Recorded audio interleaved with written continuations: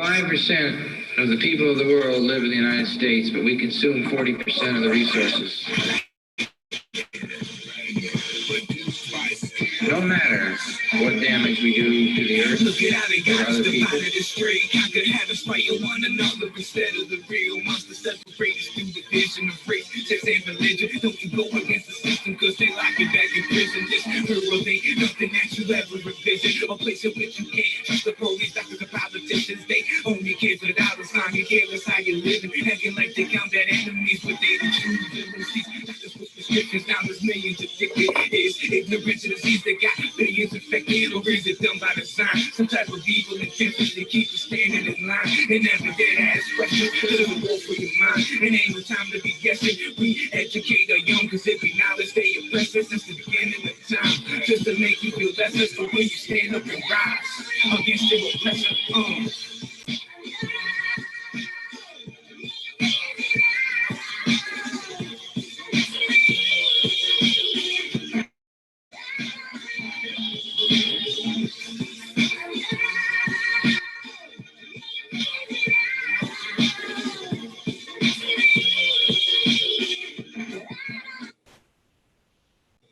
And welcome back to another great night here on the Freedom Revolution Network. This is Clarity After Dark. I am your host, Scarlet Anonymous. We will see if my co-host, Rob Gypsy, will be here with us tonight or not. We might have Dwayne pop in. We're going to have a good show. We're going to talk about lots of different things. I apologize right now. I do have a hard candy in my mouth. That'll be gone before you know it. We can continue on with the rest of the show. So bear with me while we go through that. Oh, and I'll have to get my drink at some point, because now I have left it. So that's wonderful. So we'll try to manage that so I don't cough myself to death over here. But in the meantime, like I said, welcome to Clarity After Dark here on the Freedom Revolution Network. Whether you're watching on Facebook, YouTube, the website, welcome in, DLive, Twitch, whichever platform you've chosen to watch the show on tonight. I appreciate you being here. We'll have lots of different updates, lots of different news, lots of different stories tonight, many different ways we're going to go with this this show tonight. We do have some breaking news at the top of the show here that we'll talk about. And people may or may not have heard this by now. The out of Tennessee, the Evelyn Boswell case, the under 2-year-old who had the nationwide Amber Alert started for, the remains have been found on the property of the grandfather, Tommy Boswell. So that's a story we're going to talk about tonight that has a lot of different points. We actually posted a post about it on the Freedom Revolution Network Facebook page that kind of goes through the timeline up until now. And so we're going to talk about that because I find that an interesting case. Just something very saddening tonight on this Friday night that, is brings us heavy in our hearts, because we hope for a better outcome. But if you have followed Clarity After Dark or Journey into Freedom throughout the years, you know that we've covered Pedogate, we've covered child kidnapping, we've covered CPS kidnapping, we've covered, all types of strange familial ties and things that seem extraordinary. And I think with the coming out of, in the last couple weeks, the trials of Gabriel Fernandez. Now, I don't know if that it just came out or if people have been picking it up. But I think it's kind of in everybody's minds about, child abuse and what is happening to children that I think people haven't been looking at for a long time because they just don't want to know the information, and that's okay. But I do think it's important for people to understand what's happening around them. This is happening in communities all over the country. It doesn't matter your demographic, doesn't matter who you are, it's happening. So that is one thing. Let's see. I'm going to pull up the chat really quick and see what everyone's talking about, because I can only monitor so many things at once. So we're going to go over to, I have to open up, I guess I got to open up my Chrome. That would be smart, because, it's just me here tonight. So I got to kind of go solo and do things on our own, and we'll have a bunch of topics. And if you guys have anything special that you want to go over tonight, that I've talked about in the past, or that you just want to know, please let me know in the comments somewhere, and I will try to get to those as soon as possible. Let's see what we've got.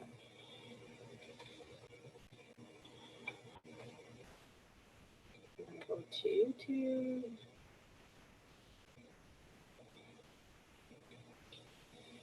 And I usually honestly just go to YouTube on the phone, which is easier. But if I want to monitor 5,000 things at once, that's a good idea too. Okay.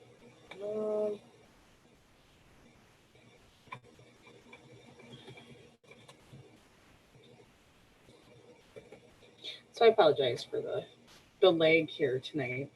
Took us a minute to get started. You know, I had to make a bunch of space on my device, which I was not expecting to have to do. So that was interesting. Oh yeah, perfect. I'm in chat as Freedom Revolution Network, so I'm usually Clarity After Dark, but tonight I'm Freedom Revolution Network. So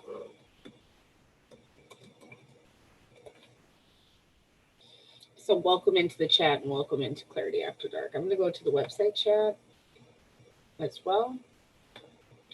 See what everybody's talking about over there.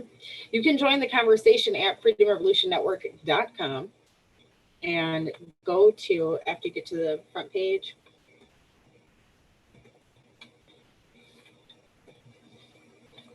then you go to FRN Radio. Then you hit Clarity After Dark. For those who are watching on Facebook or somewhere else, this is when you scroll down, you see the moon that you see behind me right now on the home page. Scroll down. All right.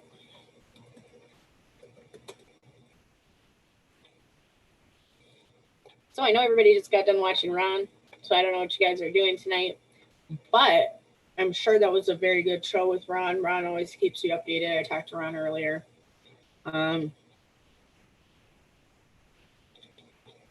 It's been an interesting week, okay?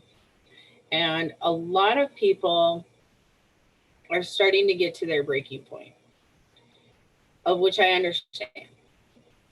Because I feel like people are either going, just with the climate, let's say right now, people are either overreacting or underreacting. There's not a lot of people who are reacting enough. And this is a big deal, okay? We're having a big, we're hearing that now people are talking about, Chinese whistleblowers are saying that recovery is fake, tests aren't working. We're hearing all types of rumors, propaganda, truth, lots of different things right now that are making me just feeling concerned for the landscape and how people are reacting to one another. We're starting to see videos and hearing reports of people fighting over supplies, fighting over toilet paper at stores, fighting over, water to where they're having to call police. That's not good. This is why people used to laugh about preparation, but is it as funny when you actually need these things, or having this knowledge may help you? That is the one thing I get concerned for people. Like I said, I don't think we should panic. But what I do think we should be doing is having a healthy amount of concern. Okay. Now, why is that important? Because whenever something is getting this big with the amount of military movement, with the amount of government involvement, with the amount of public health concern, when they throw around that public health word, this is when you know that this could be one of the moves to global governance. Because they can't get us through taking our guns in the Second Amendment. They can't get us by, getting people outraged through race wars and other political propaganda. They couldn't break the country when they tried to impeach the president.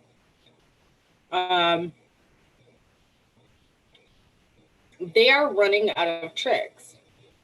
So with that being said, you have to start ramping up what the actual assault and attack is, right?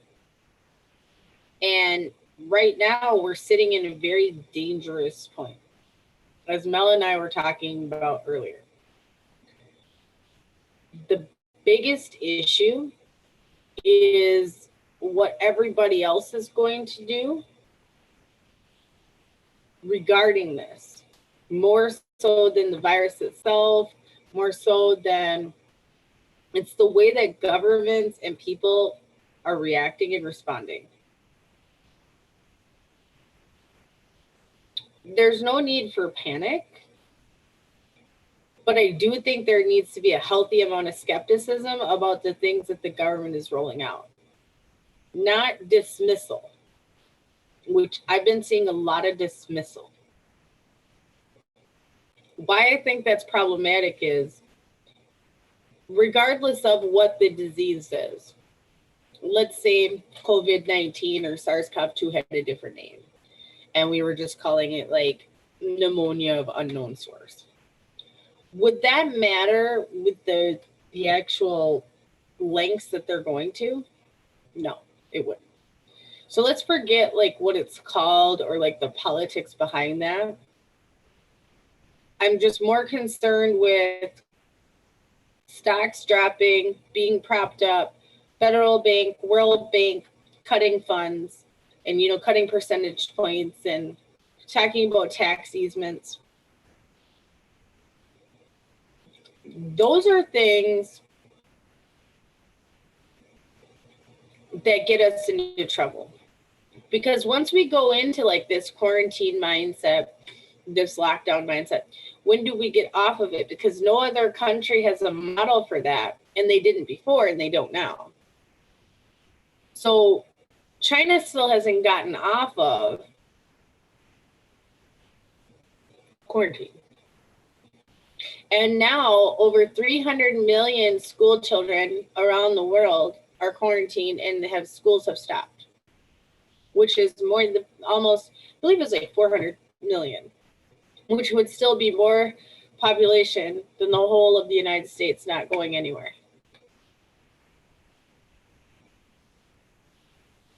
Something's going to have to give. It's literally spreading everywhere.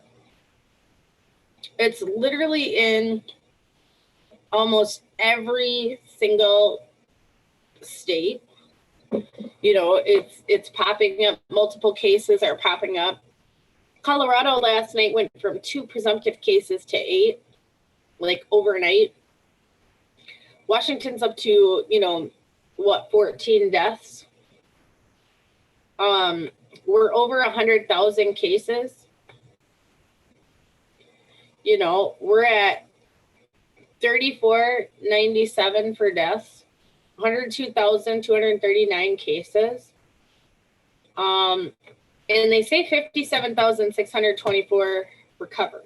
Okay, now we got an article that says otherwise, of which we're going to go and share this article. Okay, because I think it's important that people start thinking about, okay, what could be real and what isn't. Okay, so we're going to read this. Okay. China's claims of how it's handling coronavirus recovery shall be taken with more than a few grains of salt. Even before COVID-19 became a global crisis, Chinese leaders had been criticized for their handling of the situation and transparency about the disease's progression. Things now look like they're on the upswing, and businesses even appear to be headed back to work. But whistleblowers and local officials tell Kaishan, which is like the Chinese, like, it's like a journalism. I don't know what its American equivalent would be. I'd have to look more into it. But it's a carefully crafted ruse, okay? Beijing has spent much of the outbreak pushing districts to carry on business as usual, with some local governments subsidizing electricity consumption levels and subsidizing electricity costs and even installing mandatory productivity quotas. Zhejiang, a province east of the epicenter city of Wuhan, claimed as February 24th as it restored 98.6% of its pre-coronavirus work capacity. Okay. I'm trying to invite Red if you guys really wanted to know. Okay. But civil servants tell Kaishan that businesses are actually faking these numbers. Beijing had started checking Zhejiang businesses' electricity consumption levels, so district officials ordered the companies to start leaving their lights and machinery on all day to drive the numbers up, one civil servant said. Businesses have reportedly falsified staff attendance logs as well. They would rather waste a small amount of money on power than irritate local officials, Kaishan writes. In Wuhan, officials have made it try to appear that recovery efforts are going smoothly. But when central leaders personally surveyed disinfecting regimens and food delivery, local officials make a special effort for them and them alone. And one resident told Kaishan, and in a video circulating on social media, residents can be shouting at visiting leaders from the apartments when they're being quarantined. Fake. It's all fake. Read more at Kaishan. So I find that interesting. Don't know what to really make of that. You can take that as good, bad. Don't know at this point. What I do know is that if people aren't recovering and we already have some discrepancy because COVID-19 is a disease and illness, they say. Okay, so we already have some discrepancy there, which I think makes people hesitant. People are saying now in some articles, and I'll find it for us tonight, oh, it's like a mix of HIV and like flu. What were we saying like in January, y'all? When we found that paper from the Indian doctor who then was made to retract his statement when he came out and said that they saw HIV-like proteins. It would also make sense why drugs like remdesivir and other antivirals seem to work on this coronavirus, because it's not the line of drugs you would think of if somebody had like ARDS or pneumonia or the flu. Okay, so with that being said, I mean, I guess Tamiflu, so oseltamivir, but still wouldn't think of necessarily that. So we need to monitor this carefully. There's lots of different bills around the country in the name of public health that, if enacted, would cause us a lot of issues, like AB 99 and SB like 262 in California. Those bills can allot for seizure of property, detainment, quarantine, of which people are not ready for that level. And I think that too many people are finding this a joke and they're not kind of getting ready to fight. You know, there's some pretty big names tonight who are kind of throwing in the towel and saying, you know, the 2 week warning is already passed. And we need to be working together and making our plans so that when they come to start trying to quarantine and do this and that and potentially take advantage, or if the economy collapses or if supplies run out and there starts to be riots, that we're ready in our community and local groups. There are people who are throwing in the towel after many years of standing in the forefront of teaching people. They feel like it's time. They said they would always be there through just about anything they could think of. And this is where they're calling the line. I don't know where that leaves us. I'm not saying that to be an alarmist. I'm just saying that people are finding this is the issue where they're just like, nope, it's coming. We're getting, you know, the New World Order. We're getting, you know, Agenda 21. We're getting these things of which we were always told, you know, we would see the signs before they happened. You know, this all has came down the pipeline since January. Okay. And this is something that we need to really think about going forward. What does it mean for all of us? And why did it go so quickly? Who was watching for it? Because none of us really saw this coming. Not this way. Not this way at all.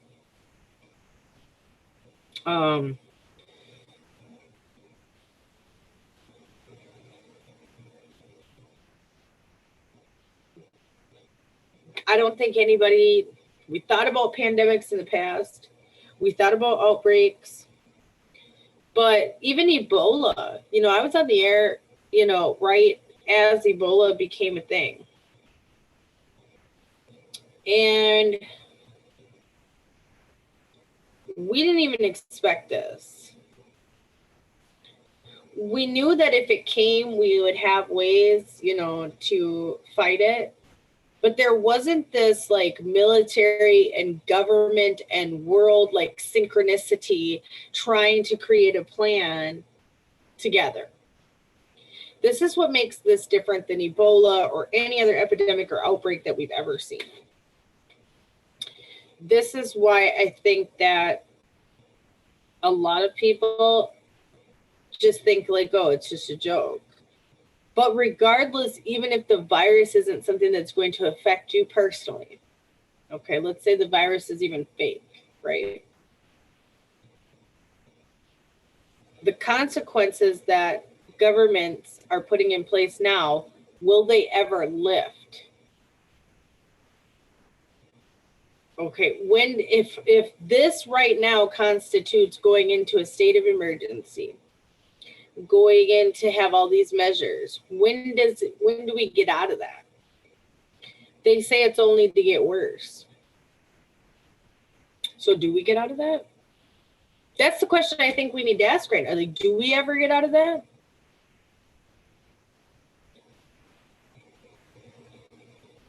I don't know. I would hope that, you know, the cases would dwindle. And then but what's the threshold? Because we have no threshold of like where epidemics are concerned or when it's a pandemic is concerned. Because, you know, outbreak is defined by CDC as 3 or more people. So we're way past outbreak. Have been. Okay. So what does that mean? I think that is the biggest question of the day.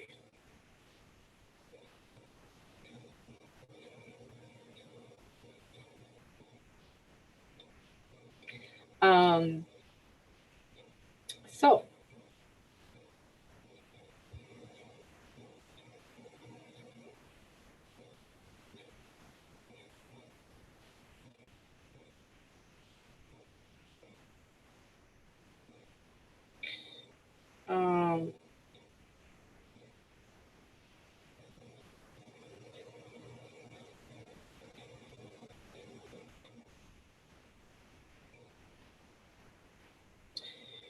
trying to find these articles.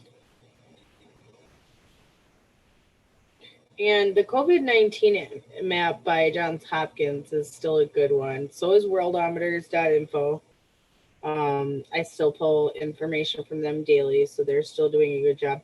Also, a Washington area teenager created a map as well, and he has a pretty decent map, and it's really good information. But okay, I got to look at some of my stories from today because I had a whole bunch for you guys that I had ready, and then I had an issue with, I guess, some storage, so I had to bust out my extra hard drive and get some things over there. So got a couple earthquakes we'll talk about as well too. Okay, so this came from news.com.au, and this was the headline. Chinese doctors say coronavirus, like a combination of SARS and AIDS, can cause irreversible lung damage. Chinese doctors say autopsies of coronavirus victims suggest that the deadly illness is like a combination of SARS and AIDS that can cause irreversible lung damage even if the patient recovers. The grim finding was reported on the Communist Party mouthpiece Global Times on Friday after a paper Wuhan doctors published in the Journal of Forensic Medicine earlier this week went viral on Chinese social media.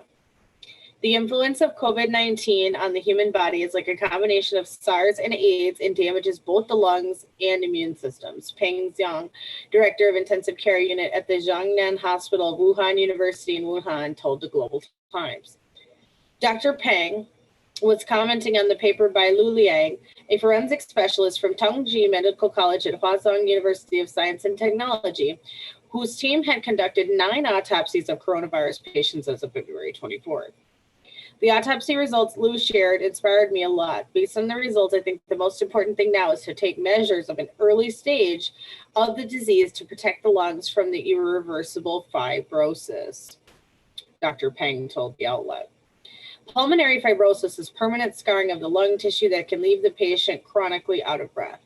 The paper described an autopsy conducted on an 85-year-old man. He said there was apparent damage to the patient's lungs. Excess production of mucus spilt out of the alveoli at the tiny air sacs that the lungs absorb oxygen, indicating that COVID-19 causes an inflammation response that damages deep airways and pulmonary alveoli. According to the Global Times, the paper said that the patient exhibited similar pathological changes to those caused by SARS and MERS. Fibrosis was not as serious as seen in SARS patients, but as an exudative reaction was more apparent, possibly due to the short cause of the disease. The paper did not say that all coronavirus patients will suffer permanent fibrosis. An earlier study published in The Lancet, which examined the CT scans of 81 patients with COVID-19 in Wuhan, which we on Clarity After Dark did cover. I think we covered it with Ron on Emergency Management Associates, which is another program here on the Freedom Revolution Network, if you are new here tonight.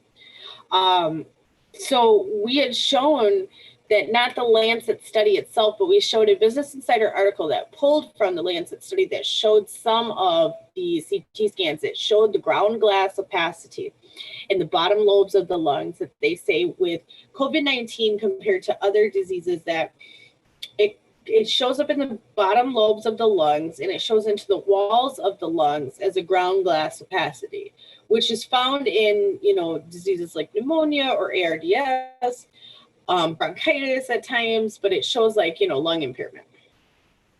So it says, it indicated the appearance of interstitial changes suggesting the development of fibrosis.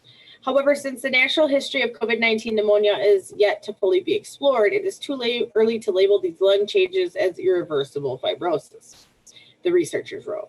It comes as a group of Chinese scientists warn that the virus has mutated into a more aggressive strain. In a new study published in the National Science Review, researchers suggested that after COVID-19 crossed into humans, the original strain evolved into a second type, and both of these are now circulating. More than 95,000 cases of the disease have been confirmed worldwide, and over 3,000 people have died, including 2 in Australia, where there are currently 50 confirmed cases. So there you have it with that. Which I find interesting, considering that, you know, before they said, hey, like SARS and AIDS, and then we were like, yeah, it's like SARS and AIDS, and then they're like, no, not like SARS and AIDS, not SARS and AIDS, and then now, yes, SARS and AIDS. Okay, that's a problem. We're gonna also talk about some of the implications of the quarantine or lack thereof of quarantine of people. Okay, that's a really big issue. Let me really quickly just go and grab my drink. So give me a second here, everybody. I appreciate you guys here. You're listening to Clarity After Dark on the Freedom Revolution Network.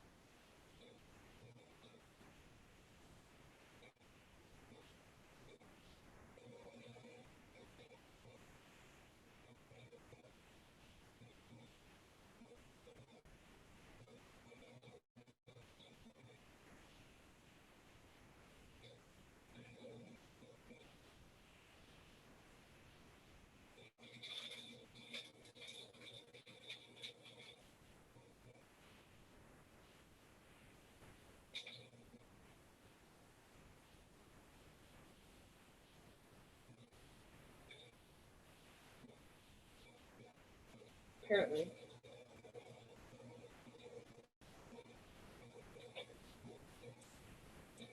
Some people in my home, like small people, have no manners at night. All right. So that took me a little longer than I expected. So I apologize. So glad to be back.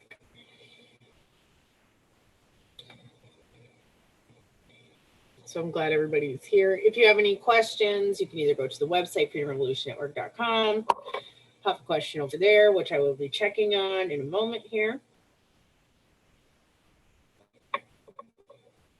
Or you could go leave a question on YouTube. You could also leave a question on DLive.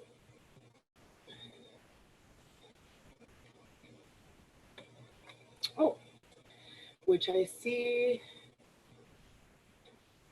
Oh, I see some talking on the chat. Hello, everybody in chat.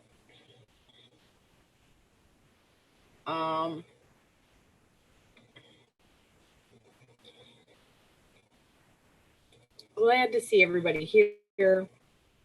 I hope that everybody's doing well tonight.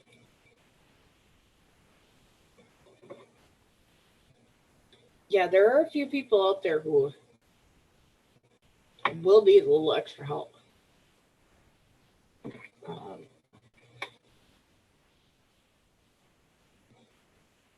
My computer doesn't like this version of the video. I just need to set it. There we go.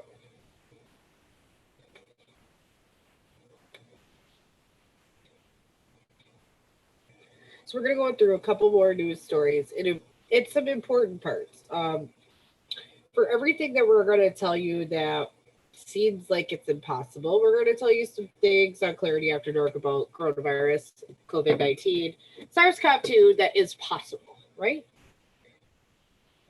So China has been coming out with, and I don't know if people have been really, kind of paying attention to what China's doing, but I have.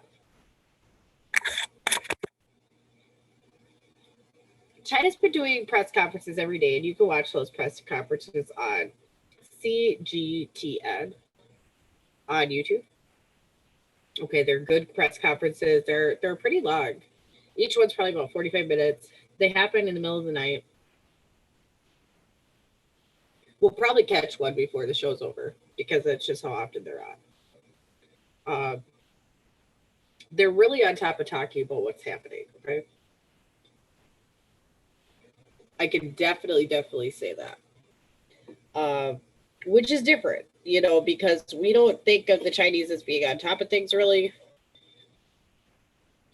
Oh, snap. Forgot to turn back on the camera when I came back. Sorry, y'all.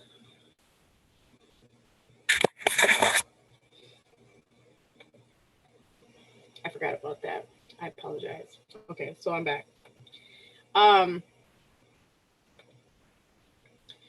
There's a lot of things that we don't think that they're doing, but they do talk about it a lot in these press conferences. They're not talking about the public as much, but if you watch the government's response, it's interesting. So one good thing that has come out from China is the official statement from China for recommended treatment of COVID-19. Okay. And this is good. Okay. So this is something we can do. Confirming the reports from small independent studies and 3 clinical trials, the Shanghai government has announced a recommendation to use high-dose intravenous treatment of vitamin C to treat COVID-19, according to the Orthomolecular Medicine News Service. The announced official recommendation that COVID-19 should be treated with high doses of intravenous vitamin C come as welcome news as the virus continues to spread. The dosage recommendation will vary with the severity of illness. Okay, ranging from 500 to 200 milligrams per kilogram of body weight, as much as 200 milligrams per kilogram a day. The doses are ranging from approximately 4,000 to 16,000 milligrams for an adult, which is administered by an IV. Okay, Atsuto Yaganasawa, MD, who is president of the Japanese College of Intravenous Therapy, states that this specific method of administration is very important because vitamin C's effects are at least 10 times more powerful than when taken by IV rather than orally.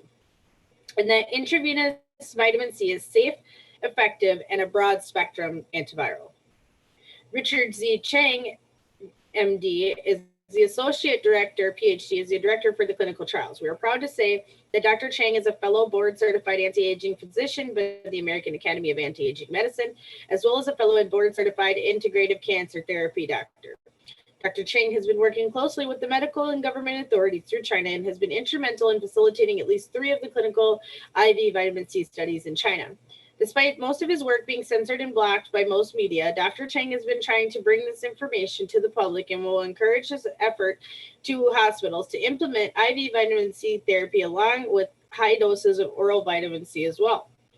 Additionally, both Dr. Chang and Yanagasawa recommend oral vitamin C for prevention of COVID-19. Comments from Dr. Chang in February read, vitamin C is a very promising prevention, especially important to treat dying patients when there is no better treatment. Over 2,000 people have died of the COVID-19 outbreak, and yet I have not seen or heard large dose intravenous vitamin C being used in any of the cases. The current sole focus on vaccine and specific antiviral drugs for epidemics is misplaced. Early and sufficiently large doses of intravenous vitamin C are critical. Vitamin C is not only a prototypical antioxidant, also involved in virus killing and prevention of viral replication. The significance of large dose intravenous vitamin C is not just antiviral level.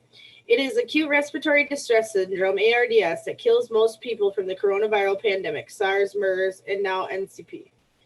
ARDS is a common final pathway leading to death. The official statement from Zhejiang Jiaotong University Second Hospital reads, on the afternoon of February 20th, 2020, 4 patients with severe new coronavirus pneumonia recovered from the C10 West Ward of Tongji Hospital. In the past, 8 patients have been discharged from hospital. High-dose vitamin C achieved good results in clinical applications. We believe that for patients with severe neonatal pneumonia and critically ill patients, the vitamin C treatment should be initiated as soon as possible after admission.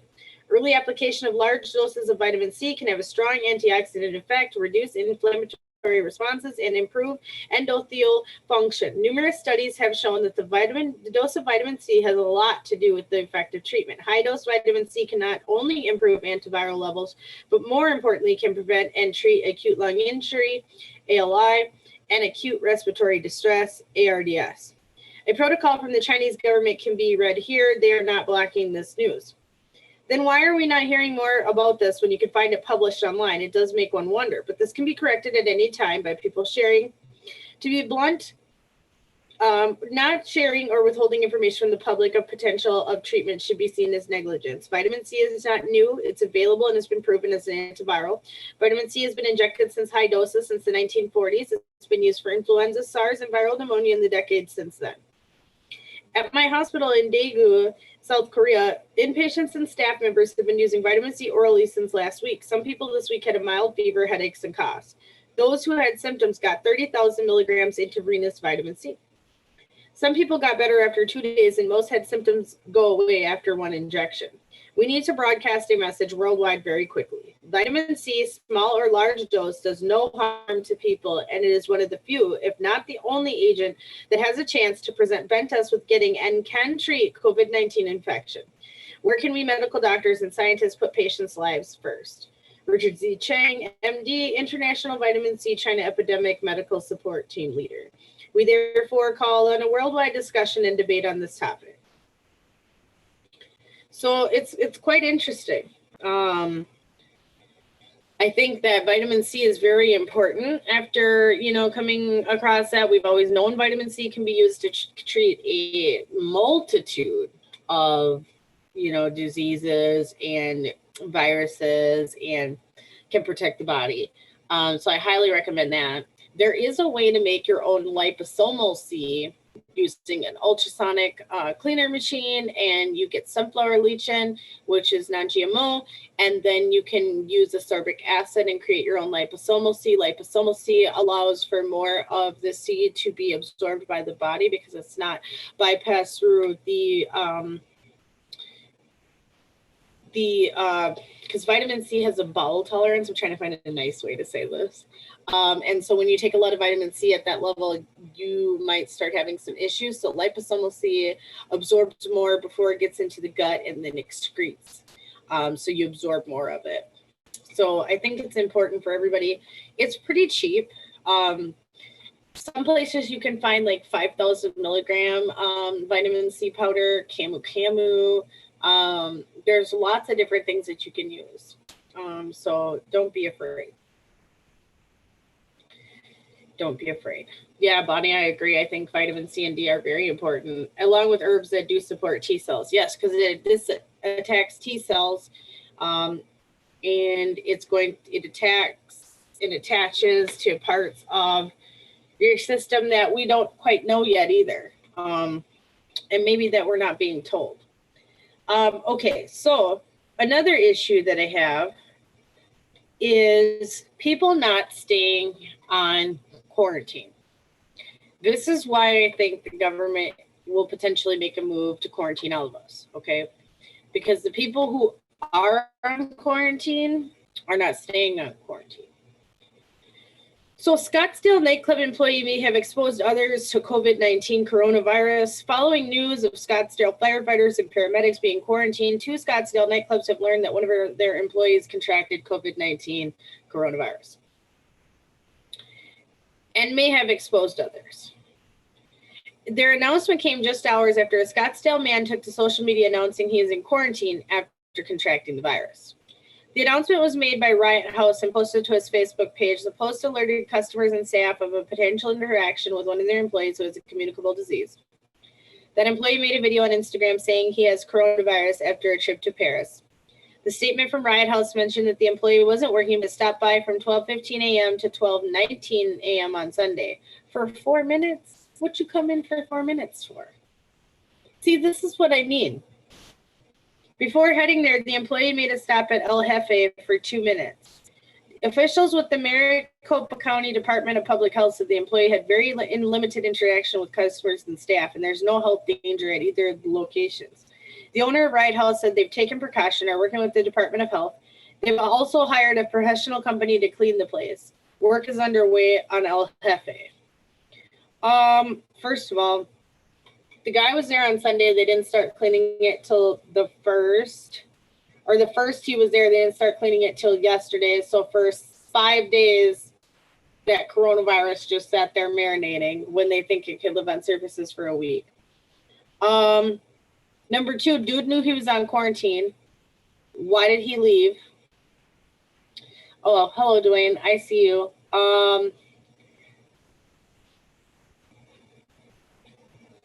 I agree. Skype would not be a bad idea to check in with these people so you can like physically maybe see where they are.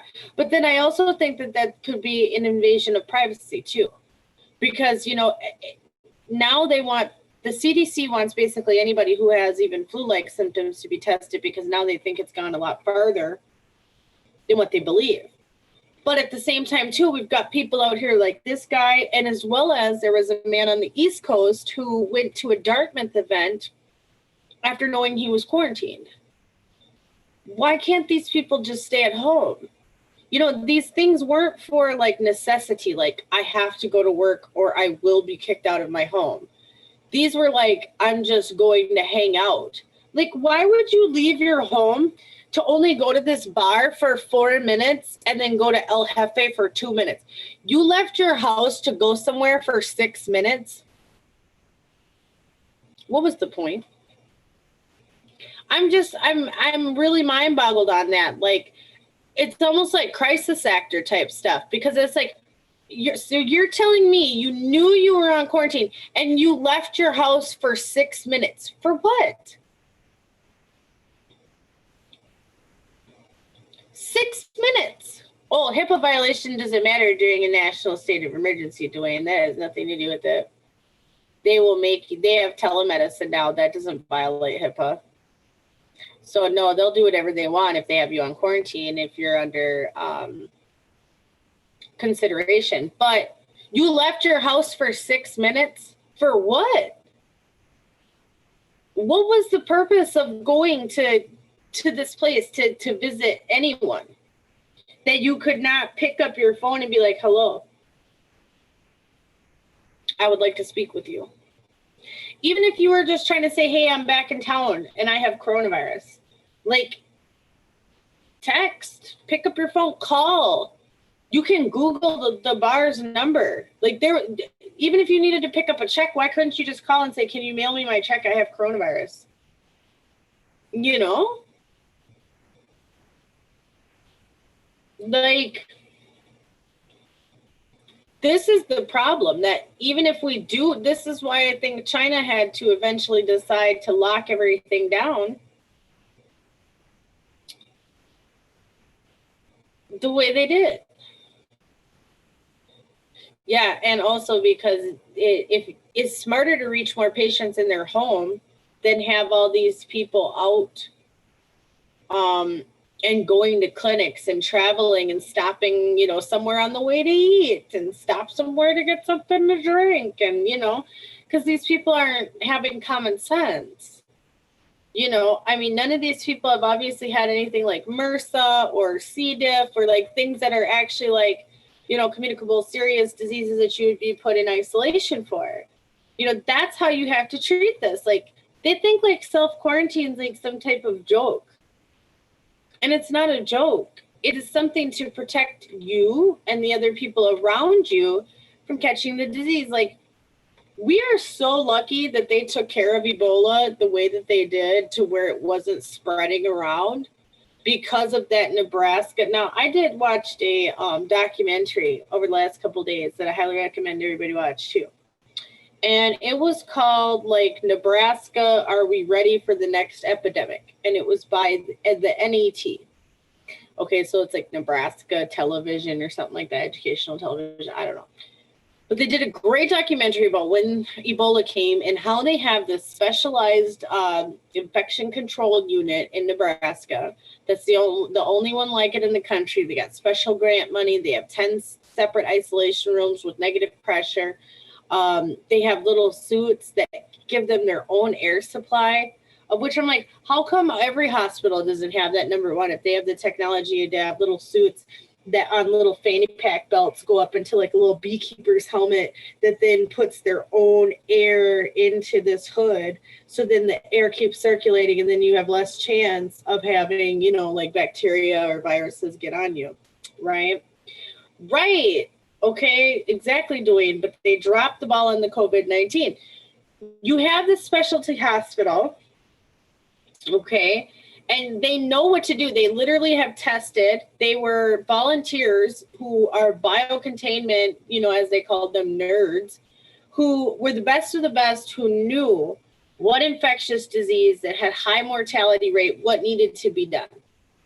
You know, I mean, they have special movements to put on gloves where they were wearing 3 pairs of gloves and then they were duct taped to their Tyvek suits.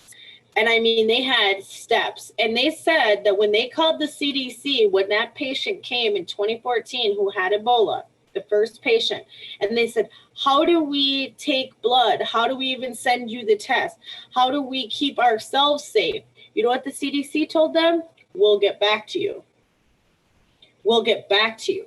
And they had to write their own protocols for safety for Ebola.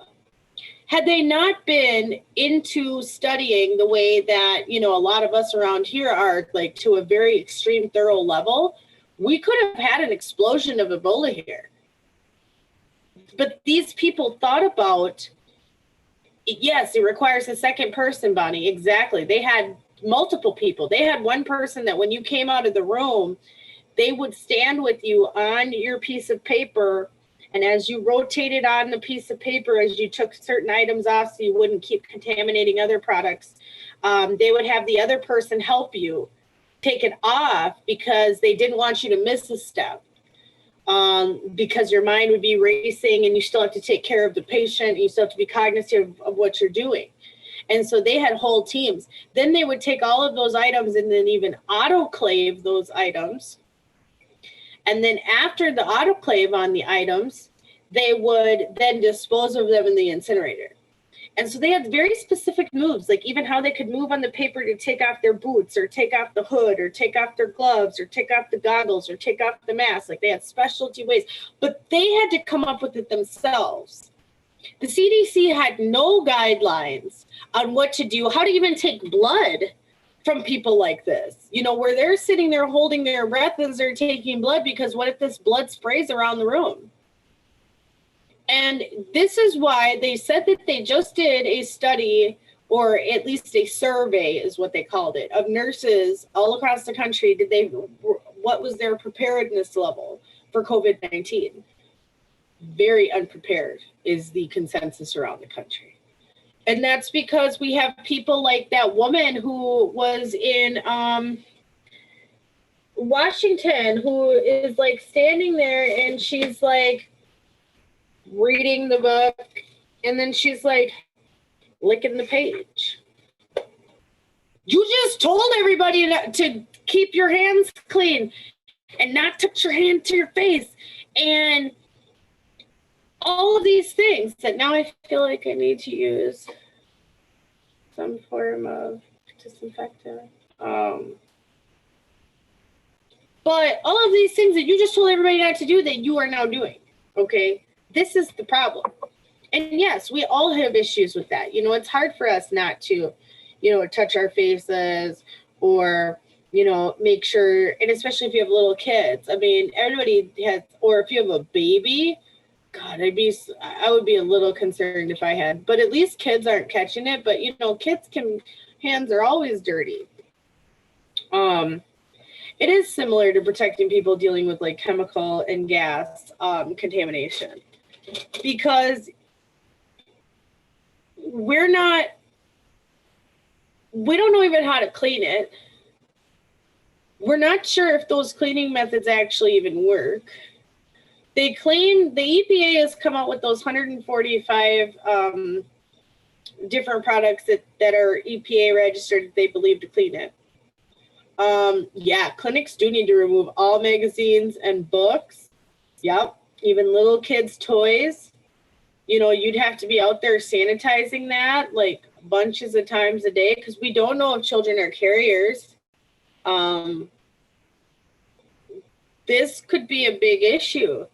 It already is a big issue, and they're not even considering, like, you know, are they separating people in, we do need to start giving these people proper PPEs. Yeah, because, like, let's say even at triage or check-in, are we separating the people who have respiratory illness from people who are there from, like, broken arms? Because I think that needs to be done, number one. Anybody with an immune disorder could get it. You know, they've been telling a lot of people who have Ehlers-Danlos, like I do, to start wearing masks and wear them when you go out, because the potential to the immune system could be great. I know that I run with a high white blood cell count a lot, where my body's almost like teetering into infection most times, which is usually great for something like a regular cold or something like that, because I always have extra white blood cells hanging around. But for something like this, I don't know if it's good. You know, does my body treat it like a cytokine storm, and then, you know, thinks my body's attacking itself? And, you know, yeah, exactly. End tables, any furniture that's removable, those little plastic end tables and things like that, all of those things need to be removed, or at least covered in plastic that you could remove every day and then put like a new piece of plastic over, you know. But even the beds scare me, even the hospital bed, just with that little piece of paper, like, that's not enough. Are they wiping those down every day with Cavicide? Are they wiping those down with like the Santa wipes in between each patient? I don't think they are. I don't think they are. You know what was on the list, though, that I talked about earlier, like in many other shows, was that Clorox for healthcare hydrogen peroxide. That actually was on the EPA's list to kill coronavirus. So when I told you guys that before on Ron's show, I was correct. Okay. So I was like, I think that would do it.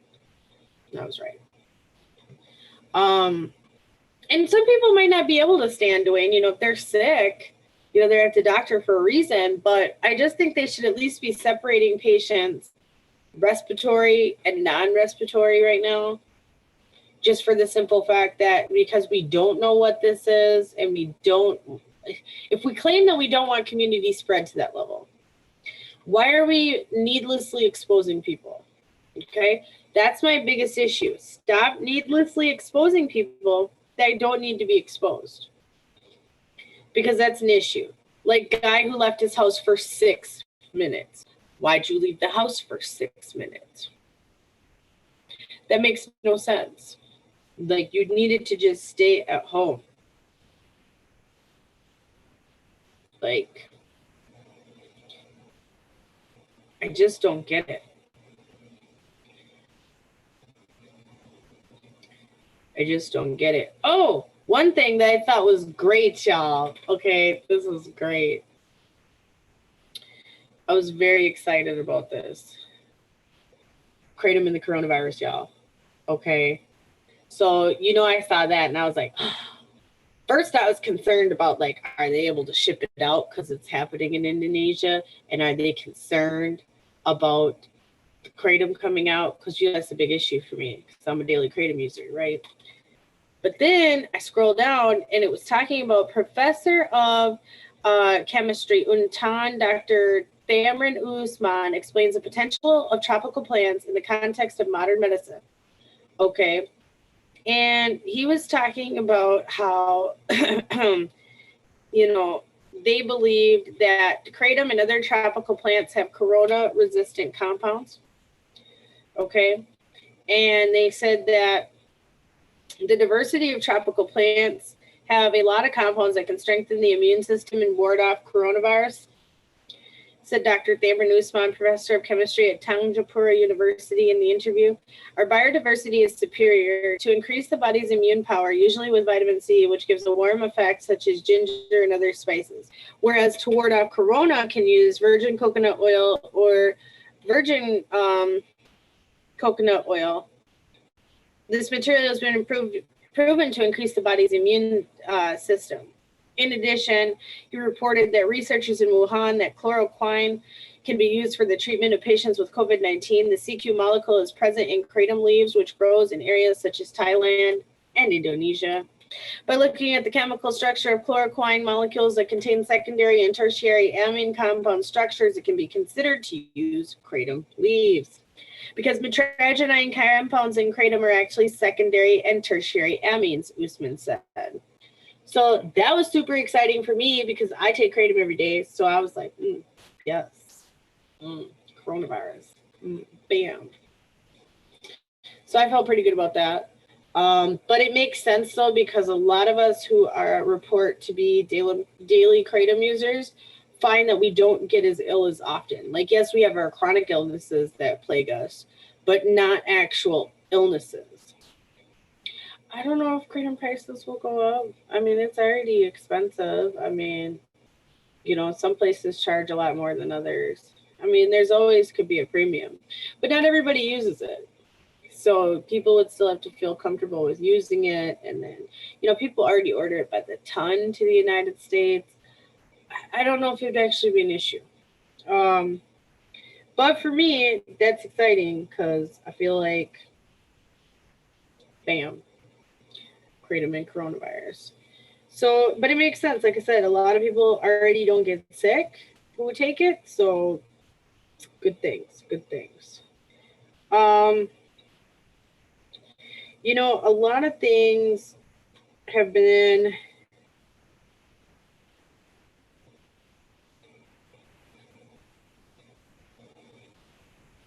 are going on,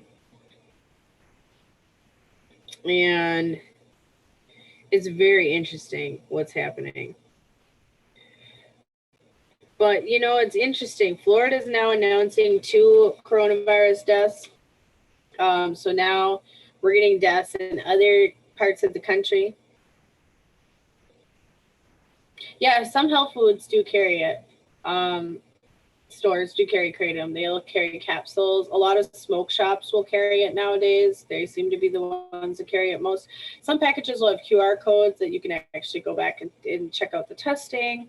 So interesting. So about 2 hours ago, Florida health officials said late Friday, 2 people have died from coronavirus in the Sunshine State.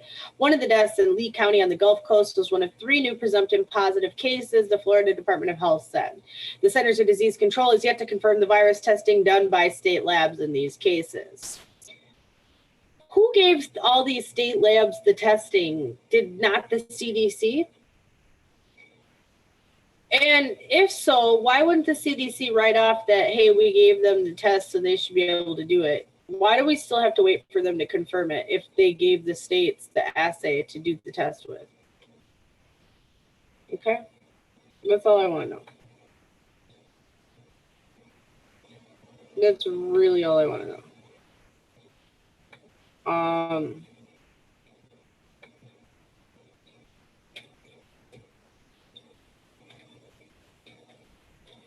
So then they say another death was a previously announced case in Santa Rosa County near Pensacola.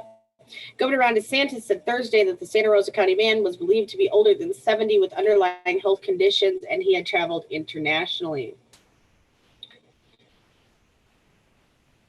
He's not in shape to fully answer all the questions, the governor said, so there's an investigation ongoing. The deaths bring the nationwide number of fatalities blamed on coronavirus to 17. Facebook's banning ads for medical masks. Facebook's head of ads business products said Friday that the social media giant is banning ads and commerce listings for medical masks. The Centers for Disease Control and Prevention does not recommend masks or respirators for the general public. And we'll get into that in a minute, why that is.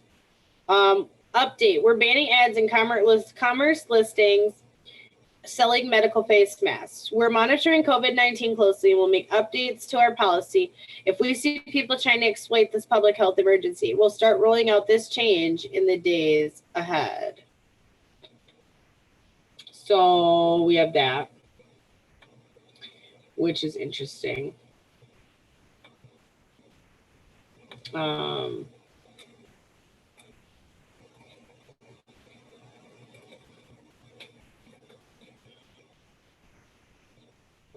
see.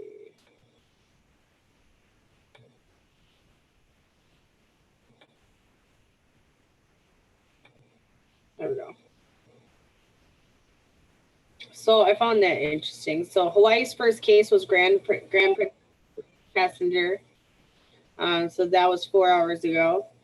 Postmates rolls out no contact delivery option. The food delivery company Postmates on Friday announced a non-contact delivery option amid fears of the coronavirus illness, COVID-19. Customers can now choose if they'd like to receive their order at the door or curbside, or say they'd prefer it just to be left at the door. A fleet member will be alerted to their preference at the time of delivery, a spokesperson for Postmates said in an email. The company also announced it on their blog. Instacart Thursday said it would offer a leave-it-by-door delivery, that it would and that it had seen a surge in recent days demand for powdered milk, canned goods, hand sanitizer, and vitamins. DoorDash also has a feature enabling requests for food to be left at the door along with a photo where the food should be left through the app, the company said. Wow. Because, Ron and Mel and I today were talking about when does Uber and Lyft stop? Like, when do they, stop taking new people? Like, when are they like, no, we can't function anymore because people can't be, intermixing like that, like Uber and Lyft, that's a big deal that, they stopped train service, they stopped taxi service in China. When will that happen here? And it seems like with what they can already try to socially distance, they are. So that's something that we need to keep monitoring, those type of changes. It's very, very interesting. Very, very interesting. So Dwayne has joined us. Hello, Dwayne. Hello. How are you? Good. And I was just thinking the same thing, when is Uber, Lyft, bus stations, major community transportation lines gotta start shutting down. Yeah. When does that happen? Is it going to be all the cities that have cases? Will it be something that nationally they announce? Or will they slow roll it out? Because I feel like that's how they're treating us right now with slow rollouts. They can't tell us too quickly, so it's got to be slow rollout. Right. And, I honestly got to think, for bus stations, for example, SARTA in my area, or anything for that to get shut down, I think that's going to have, going to be statewide. Right. Because, or unless we start seeing cases in these when areas. Does Greyhound shut down? When does Greyhound shut down? That was, yeah. Yeah. When does that happen? Because that's nationwide, and that would disrupt a lot of people. Do they shut down, or do they stay open like airlines are doing right now?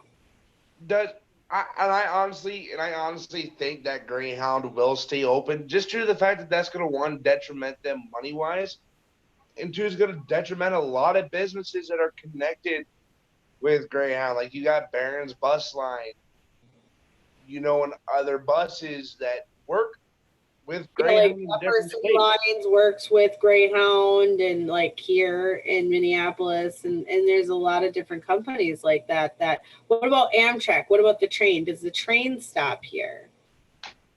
Right. See, Nate, these are all questions that are starting to pop in my head. It's transportation going to shut down? Is the next thing is hotels going to start shutting down? Right. Or I don't know, because Washington had bought up that hotel to put patients in. Did you remember that? Right, yeah, because me and you were talking about that the other night on the phone.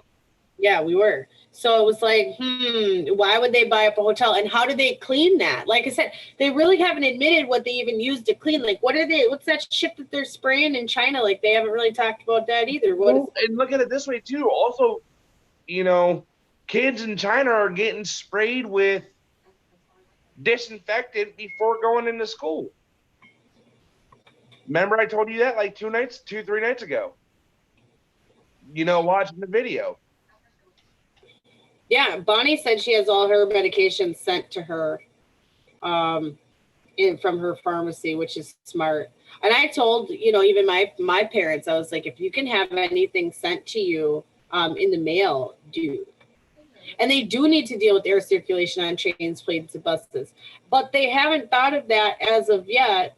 And I mean, usually communicable diseases aren't that big of a deal on these, small spaces. Yes, people catch things, but it's usually not this bad. Right. And it's like, it's bad enough one that we've already dropped the ball on COVID-19. That's where it all comes down to with the U.S. How did we drop the ball on something that we just kind of dealt with years ago? Like when you brought up Ebola. Ebola. Yeah, that documentary was interesting because it talked about this team and how they were going to get ready for the next epidemic, what that would look like, yada, yada. Okay, and here we are. I want to know where those people are at. Okay. Right.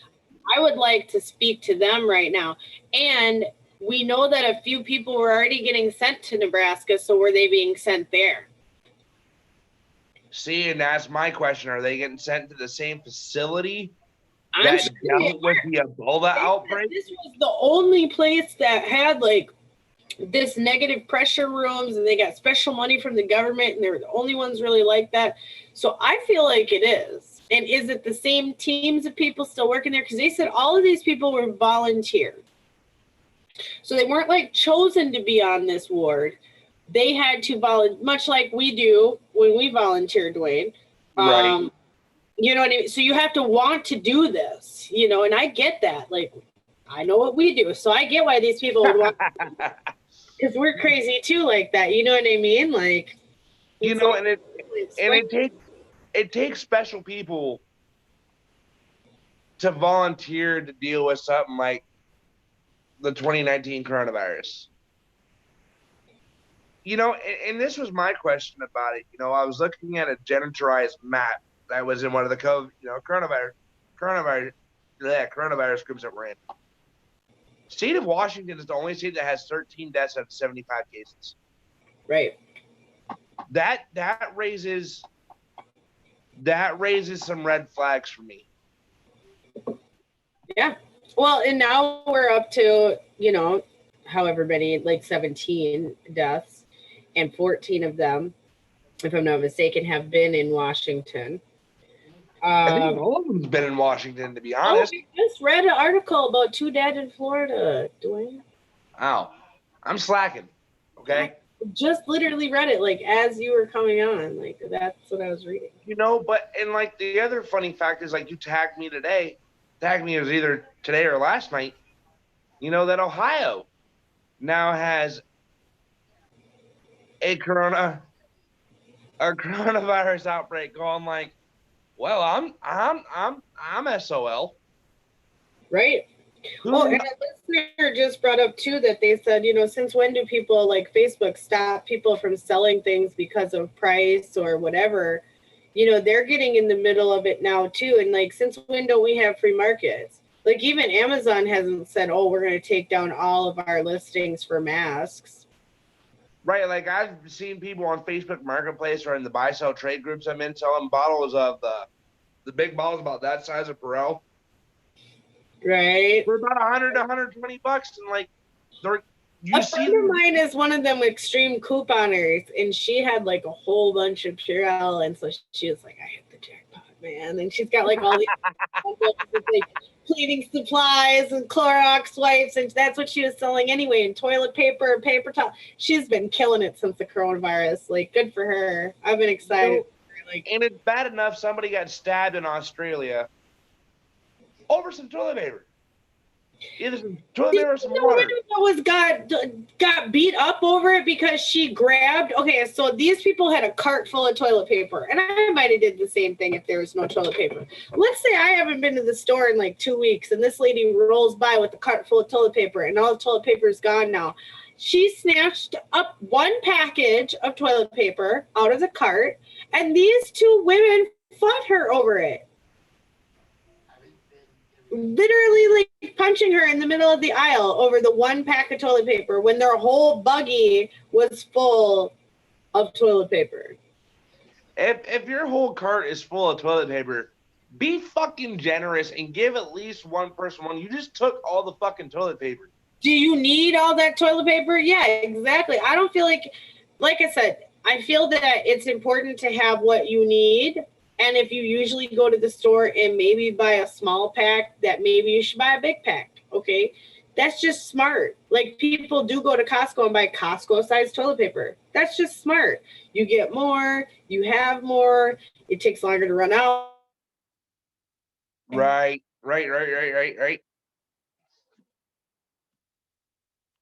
You know, it's like the simple fact. Scarlett, where'd you go?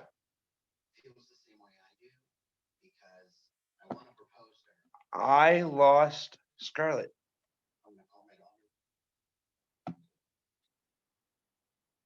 Why did I lose Scarlett?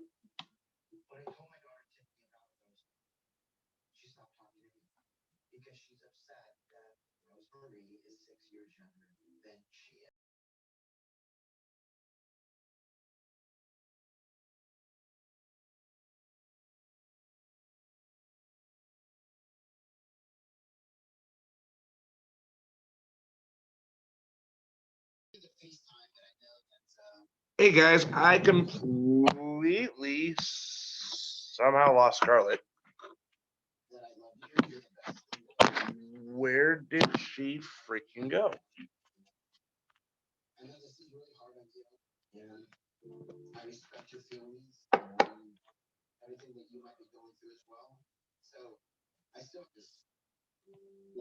This is honestly not cool. What just happened?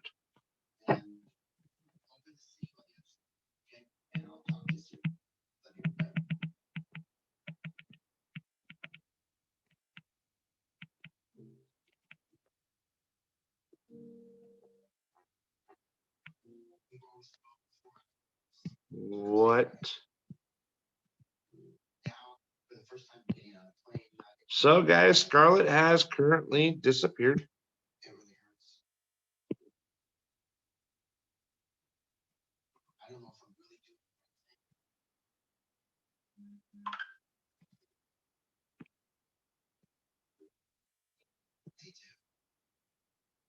I don't know what's going on.